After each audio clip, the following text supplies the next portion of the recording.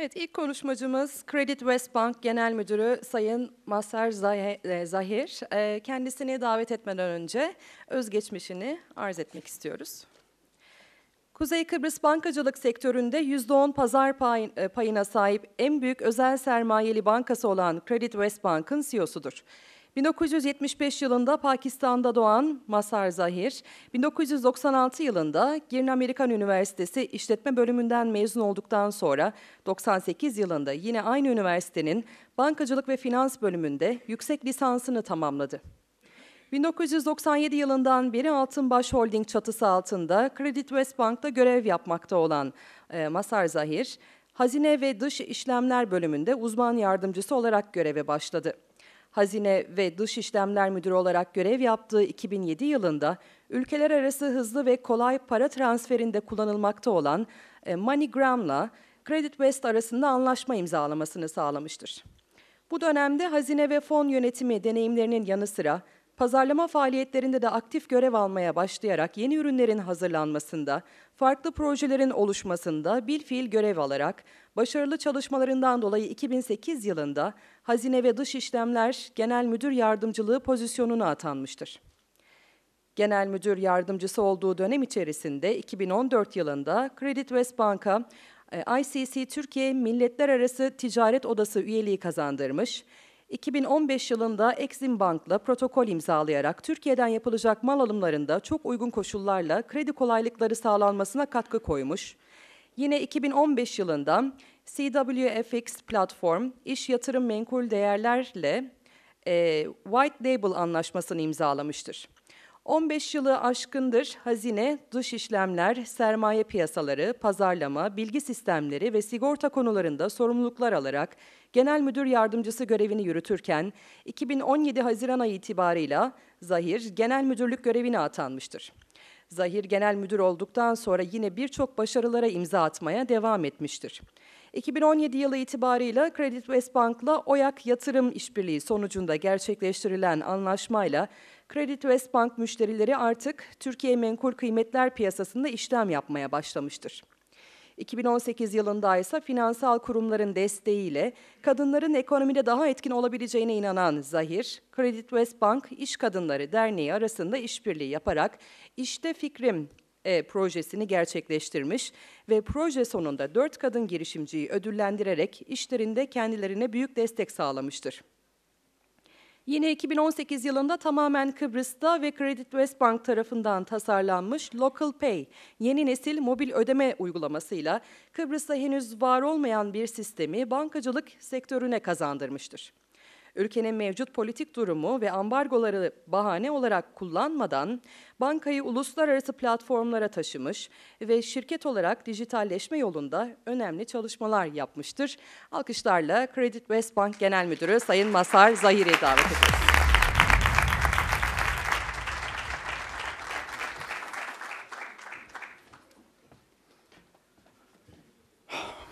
Good morning. I'm very excited to be here, to see you all, to see these faces. I remember my student life right now, and with that, I'm a little bit more excited. Let me start by asking you one question. How many of you are very much enjoying their banking experience? I don't think so. There's quite a few. I can totally understand about it. Well, the good news is we are currently in the phase of transforming the total banking system into digitalized or in the new technology, which is called fintech. And it's going to transforming the new banking industry. Oh, sorry, I forgot my, yep, thank you.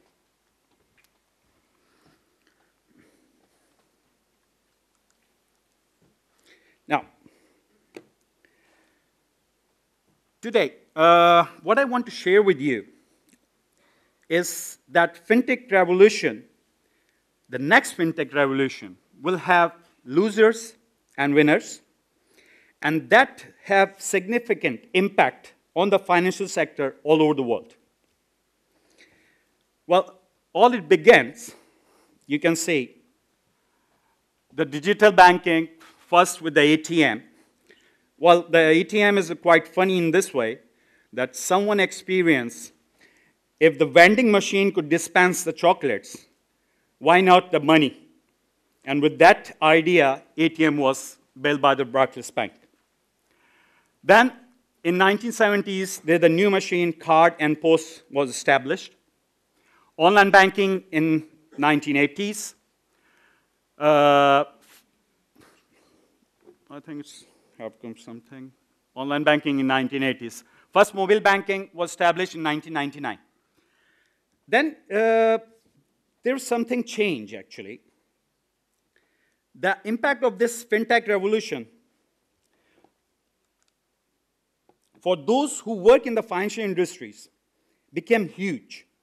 The bankers of the futures would be very different with the bankers today, with a very different personalities, set skills, and backgrounds. But first, what is fintech?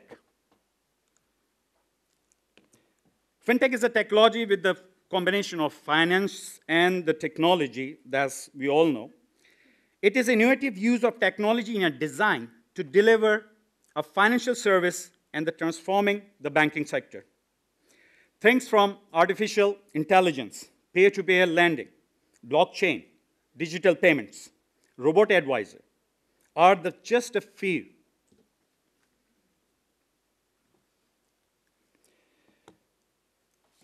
But why this fintech revolution happening now? Which is one of the most important questions right now. Why we are struggling so hard, especially from the financial way. Historically, as technology evolved, the banking industry was reasonably good in integrating those who need the technology in order to better services to their customer. But things changed in the crisis of 2008. During that financial crisis, banks were so busy dealing with the numerous rules, regulatory reporting, fines, which has been imposed on them during this period. During that period, innovation became very distant priority from them. But at the same time, the most important and the most game-changing technologies, innovations was happening. They were transformed the way we live today and become part of our everyday life. Think about iPhone, Uber, WhatsApp, WeChat, for example. And that was the gap was created between your banks were offering you and what the customer are expecting from their traditional banking.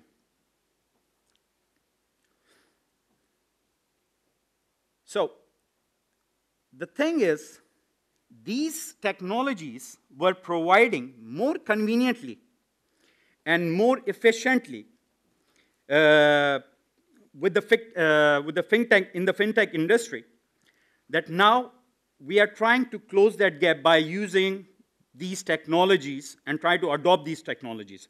But the technologies firms are go far what the traditional banking are doing right now.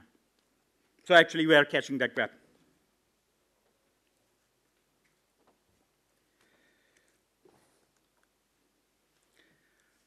Some data that I have got recently learned is Facebook has currently have 50 different licenses, US in only. These licenses would allow Facebook users to transfer money by the Messenger app. Amazon offering student loans. PayPal, which is the mainstream of doing online shopping.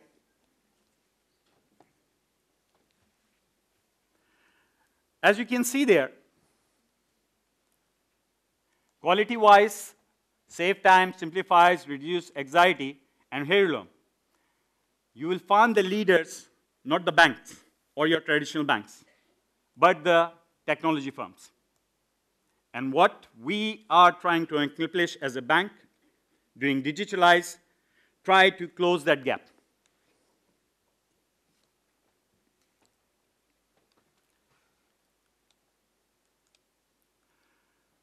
the global payment system, the last data that I could find here, is the trend was something that things are going to change from cash to credit or debit card. Sorry, what I'm trying to show is here, the e-wallet become increasing from 20% to 22%.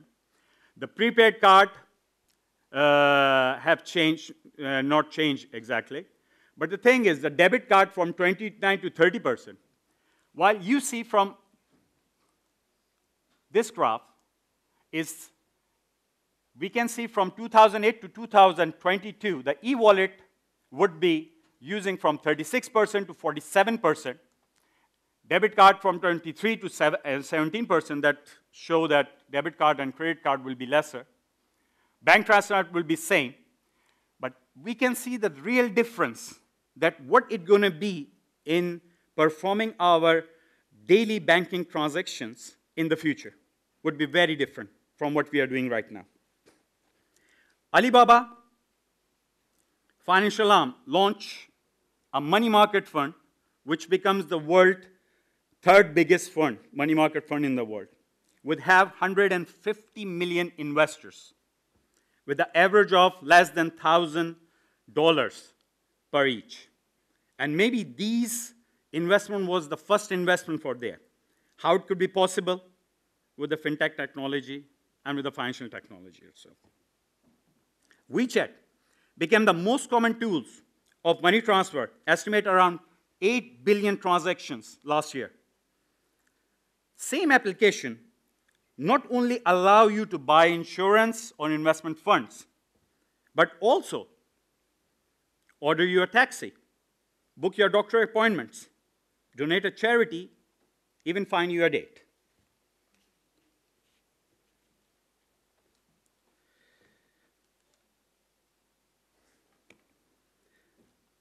The financial platform of the future are going to be your traditional, are not going to be your traditional bank, but the technology firms. When I say that, I'm a banker actually. I shouldn't say that. I'm not a technology firm. But this is what's going to happen. Why? Because our generation will be introduced to these platforms far earlier than open a bank or introduced with the bank. My children, when she was 6, she has a Facebook account, not with a bank account. She was introduced with the Facebook and Instagram far before when she's going to introduce. So, and at the same time, obviously banking sector are quite worried about it, about these technology firms, because we know that the technology firms have more access and touch points to the customer than the bank as a bank we have. Plus, they also have a certain level of trust to these technology firms. If you are comfortable enough to share your child's photo on the Facebook or the Instagram, wouldn't for you it's convenient, or wouldn't you trust to transfer money to your friends or family? Buy insurance? Yes, you can trust.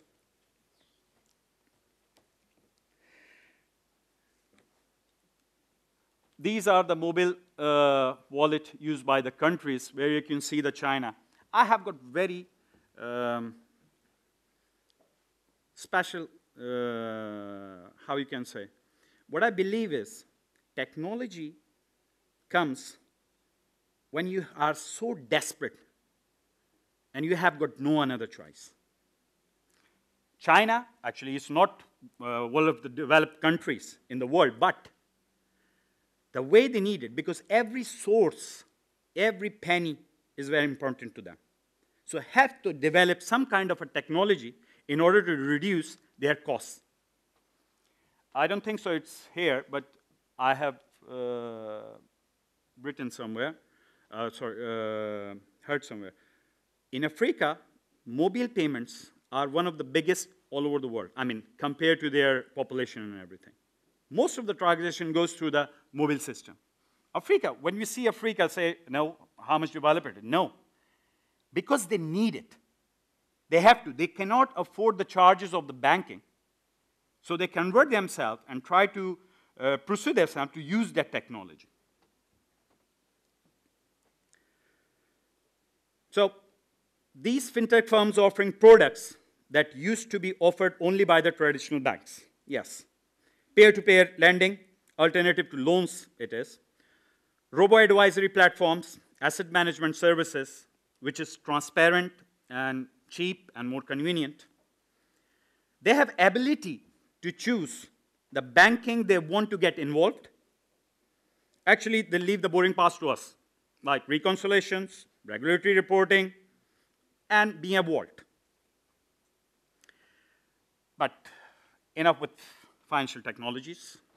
What they bring to us, to our traditional banks, is a financial inclusions.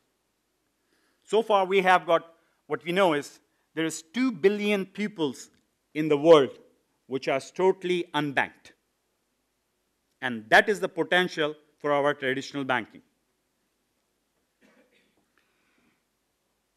They have no bank accounts.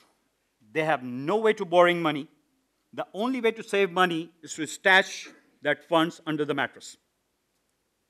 On the other hand, they are totally untouched potential customer in the first time in modern history that we are able to provide services or the financial services to them. And it will all go through fintech technologies. Now, what we are competing most is about the front end and the customer experience. The biggest difference between the banks and the financial technology is this. We have to accomplish a certain level of first end and the first end and the technology that we are using actually is convenience. The customer experience that we are talking about is not, we are dealing quite every day actually. For us, it's everyday thing. But we have to adopt these customer experience into their banking experience, which is quite important. And this is what we are all banking sectors fighting right now.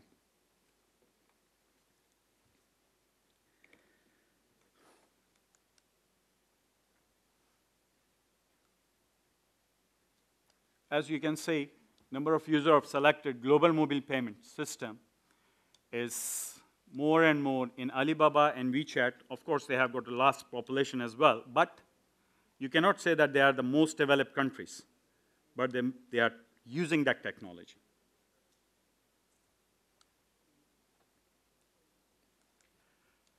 Now, by using fintech banking technology, would target the same level of technology as firms in the experience, it is impossible that we can leave our traditional banking. For me, it's impossible. We have to have a human touch in that. But we cannot deny that this is the future. Now, the banks, what the bank's trends would be in the near future, actually right now what we are struggling or tackling from, is using data or artificial intelligence. This is the new trend that we are trying to accomplish as a bank. Voice-first banking. People are getting lazy and lazy every day.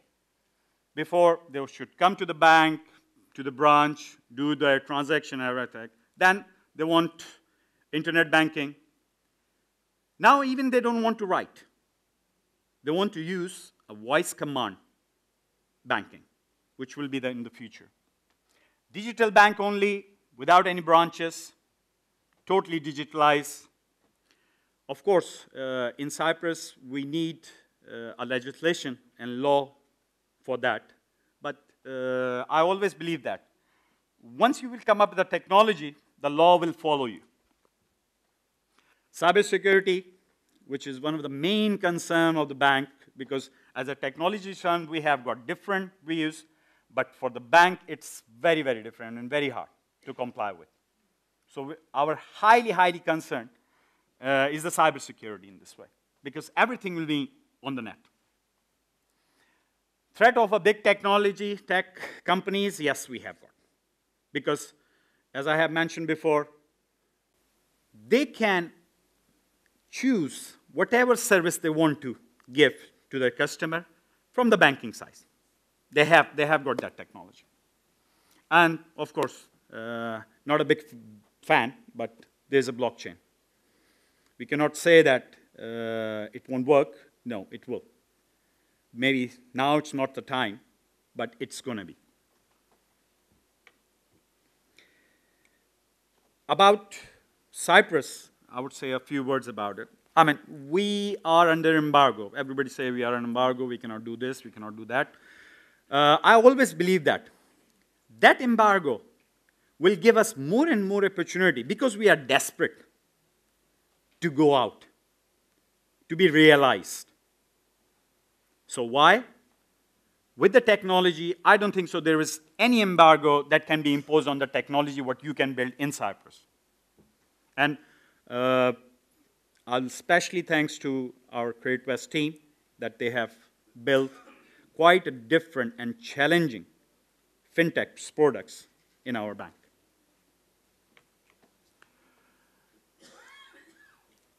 I would like to show you a very little.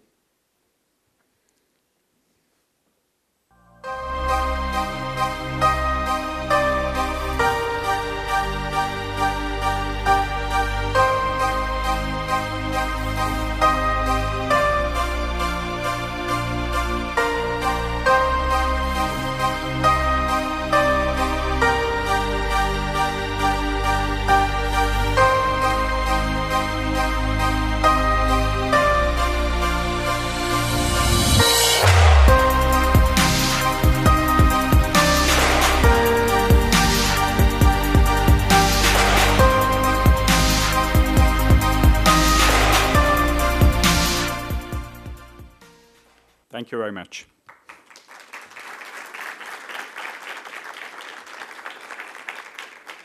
If there is any questions, I would like to answer. Bir sorular varsa alabilirim.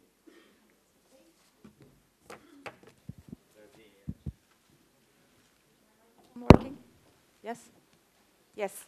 Mr. Zaheer, thank you very much for being here today. If I may ask you to answer a couple of questions. Yep. I have 3 questions, and then maybe we can get some questions. Is anyone a customer of MoneyGram here? And we'll talk about that as well. Oh, you're a customer. Cool. If you have any questions, you are at the right place today. So I have a couple of questions which you have mentioned, and it was quite intriguing. You said blockchain. You're not a fan of blockchain. Blockchain right now. A couple of weeks ago, I've heard on Bloomberg, experts on banking, they said we are not fans of blockchain as well. So I can see that the bank managers and the banking management is not fan of blockchain, but people are big fans. So what's going on there? I mean, is blockchain not a trustworthy system for people to engage in digital activities? Actually, it's working, isn't it? Yeah. Okay. The concept of a blockchain, it's a pity party, actually. A pity party where peoples are gathered together, they put the funds inside, and then they are doing transaction between them. Now, the thing is, the value of a blockchain, we don't have problem with the blockchain as a bank, but we have a problem to get valued of the blockchain.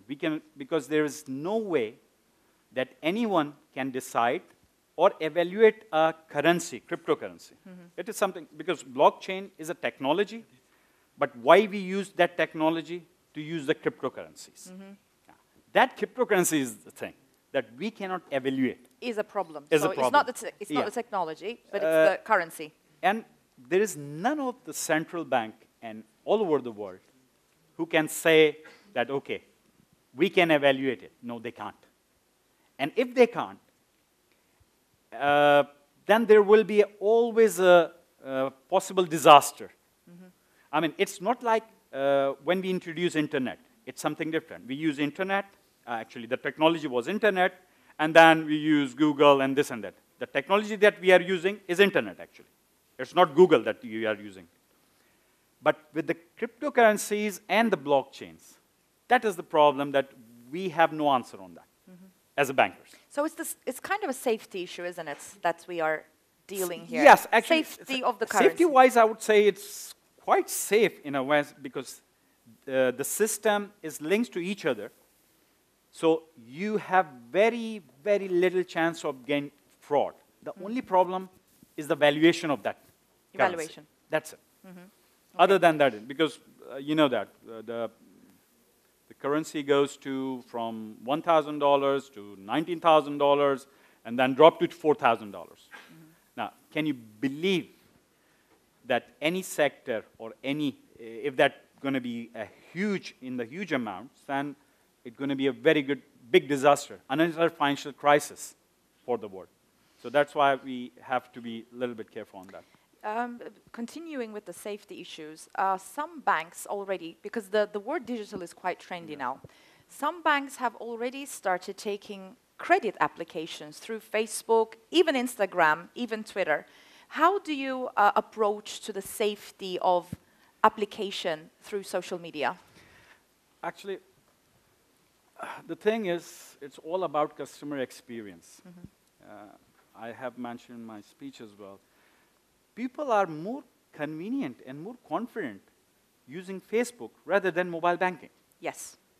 Okay. That's a fact. That's a fact. It is a fact. So this is what we cannot fight with them, but we can integrate with them. We can integrate our service with them, and that will be a win-win thing for the technology sector as well as the financial sector. So I think, once we come up with a certain level of securities, this is the way that we should go. Because the customer security is everything for the bank as well. And there was one thing you said which was very interesting. We have under the mattress customers, you said.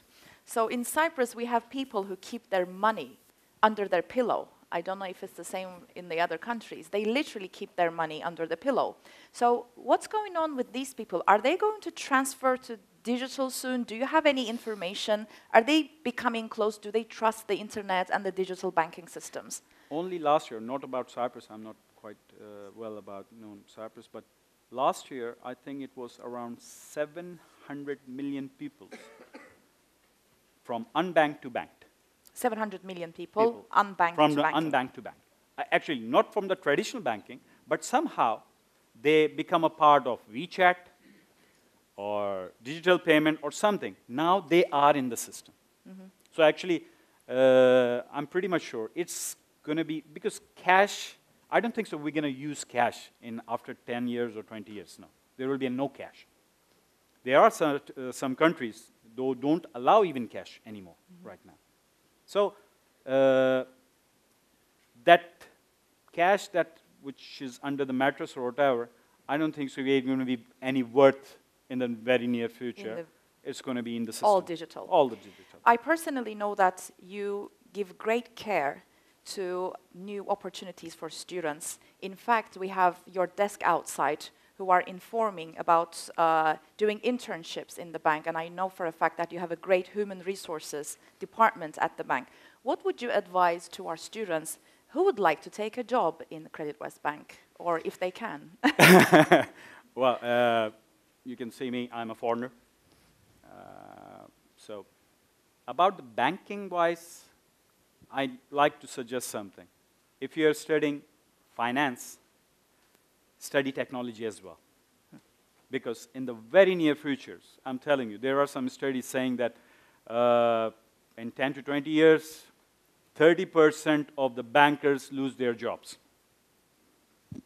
You might like it, less bankers, but there will be a totally change in the banking system, or if you want to into the finance. If you're studying finance, not just finance, take technologies courses as well, because that's going to be a new our trend. Bank trend, exactly. So knowing finance or calculations or marketing is not enough. Not enough. They need to know the technology behind it. Exactly. I hope our students heard that now. Thank you very much. I'd like to welcome some questions. We have a MoneyGram customer there, I guess. Could you please, do you have your microphone? Yes, Yeah. yes, please. Good morning. Could you please introduce yourself, which department you're from, and ask your question? Okay, my name is Ifyokobong. I'm an MS student from Communications and Media Studies.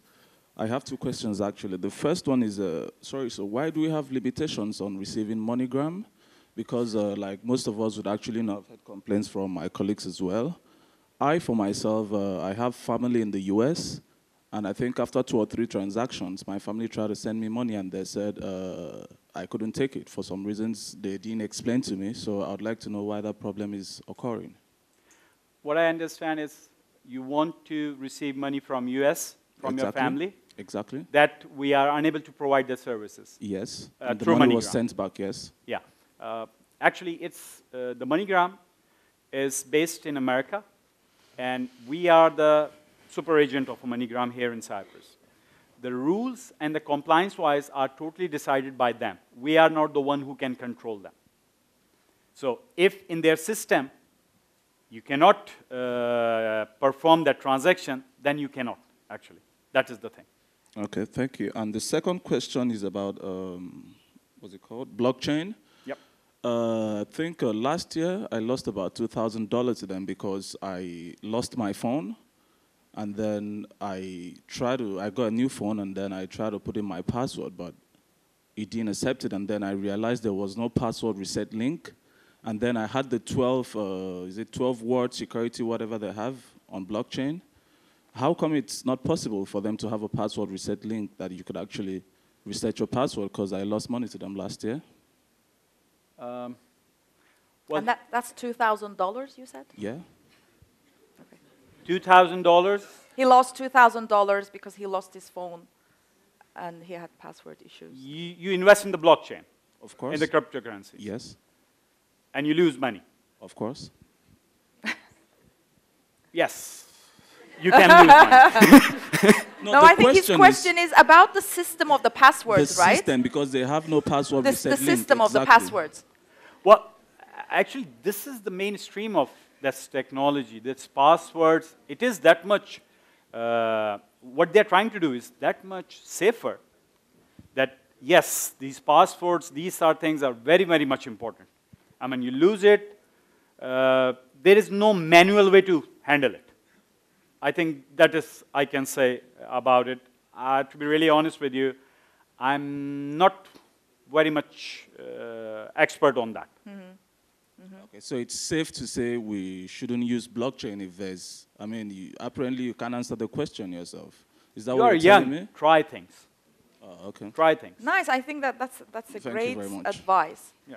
But you could go to one of the branches and get some interest rather than doing the blockchain, I guess. Okay. Maybe classical banking works. Classical banking works rather than using. I think we have another question. Yes, please. And that's another blockchain person I know. So. Not fan again. Okay, I'm not trying to start any blockchain arguments or something, but I have 2 questions and 1 answer for you. Oh, okay. So, you are saying, as I understand from your answer about blockchain, you are saying that the value of the coins and other stuff is a problem. And as I understand, you are implying that it is open to manipulation. So, let's say I am a big shareholder in a stock market, or I am a big, let's say I am really rich, I can control the market. So how is this any different from blockchain? Because we are living with Turkish currency. The Turkish currency lost 50% value last year. And this is not any different than Bitcoin or any coin losing money. So how is this any different? People can still manipulate the market even it's in the blockchain or not. And my second question and answer for you is that in your traditional banking system, you can control our accounts. and the government and other institutions can Yes. ask certain things from you. But in blockchain, your wallet belongs to you. So there is no one that can, have any control on your wallet. It's just you. So if you lose your password, you can't get it back because it only belongs to you and no one has any authority on it. That's why you can't get your money back. But this means that no one else also can't control your money. And how is this, let's say, challenge for your traditional banking system? So how it's different to lose 50% of the lira? Yeah, that's my couple of first years, question. and the blockchain comparison. And my second question is that in the future, if blockchain, becomes more common, you won't be able to, have any authority on people's accounts or, let's say, wallets. So how is this a challenge for you traditional bankers? Well, I would say, for your second question, that we have no control or authority on that. That is not bank's issue, actually. That's the authorities or the government's issue in this way. I'm not saying that it is not viable to have that technology or continue that technology. But what I'm saying is, like you said, 50% lira loss last year. Okay. There's a country. There's a central bank who can prove that we have got such reserve. The economy is going that much, 100 billion, whatever. Our debts is this. All the transparency we can see, and then we said, okay, this is the value of a Turkish lira. But in the cryptocurrencies, the value only occurred when there's a buyer. There's no buyer, there's no value. Because it is not something that somebody's controlling. It's generate itself. Like you said, we buy a cryptocurrency with $1,000, okay, and there's 100 people wants to buy that $1,000, it can go. But if at the last point, if someone doesn't want that currency, or everybody wants to sell it, you are finished. Stock exchange, look, in this way, they are saying that stock exchange are also same. Stock exchange, again, there is a balance sheet of the company. Then there is an expectation. Dividend expectations, performance expectation, and the trust expectations. Okay. That evaluate that stocks. But there's a value there. But again, with these blockchains and cryptocurrencies, it's very hard to evaluate. It is very hard to evaluate, for me. I'm a finance guy. I couldn't find the formula. And as you can see, we have a lot of finance people. I'm going to have one last question. Mr. Zaheer is going to be here during the coffee break for your questions. You may come forward and ask questions as well. One last question, then we will have to move on to the other session. First of all, thank you for your speech. And I want to ask Could you please introduce yourself? And I'm Shada from Pharmacy Department. Pharmacy? Yeah. Okay. My question is, while we say blockchain is not valuable for us, what about if we bring that digital money to the traditional banking? Because most of the banks, they don't support bitcoins or any digital monies. So that why we don't support it? Why in all over the world we are using Bitcoin, and it's not new, it's 10 years past. So what if we support it and they don't be any need to use blockchain or such as this? Thank you. You're talking about Cyprus, isn't it? Here. Cyprus or Turkey? Okay. No difference. Well, about Cyprus, I would say, I don't think so. We all are well educated in a way that we can understand what's happening. Yes, it's going up, everybody's going in, and then it's collapse. Then there is someone always responsible. And in most of the cases, the responsibles are the banks. So banks don't want to involve right now in this.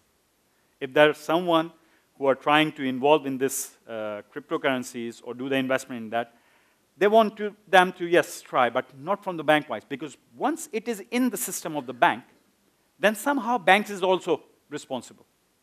And I think we are not ready for that in Cyprus. It's like exchange in the bank. Previously, we didn't have exchange. Each country, each culture, they had their own money and they didn't do exchange. But after a while, they think it's needed for the banks. They have to have exchange. Why we are wasting time to send it to tomorrow? Why we are not doing this now? What can be the reason? Yes, I can totally understand. But I always believe if there is really needed, it's going to be there. So the traditional bankers, I guess, I mean, as a customer experience, the real customers are not ready to move forward there. But I can see a lot of young people who are already yes, already using a lot of blockchain and and Bitcoins. you will be the future, actually. Yes. Because when you will become a bank customers and you will decide what you need, then it's going to be in the Cyprus. Okay. Thank you very much, Mr. Zaheer, for coming to EMU. We have a small presentation there for you.